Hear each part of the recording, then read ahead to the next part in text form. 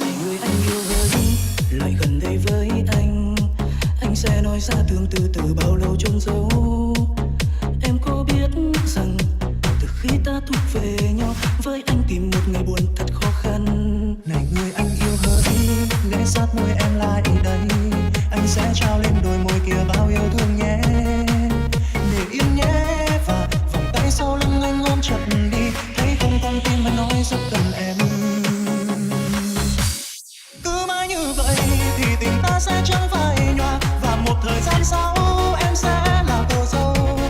Dù anh luôn biết sẽ thật khó đến ngày mà anh luôn mơ thầm, nhưng mong lắm người em là vợ yêu ơi. Mỗi đêm anh nhìn lên trời cao luôn nguyện cầu, mong rằng tình đôi ta sẽ mãi mãi được bền lâu. Tương lai xa lắm cũng chẳng biết ta yêu nhiều hơn hay xa rời, nhưng anh hạnh phúc vì hiện tại đang có em.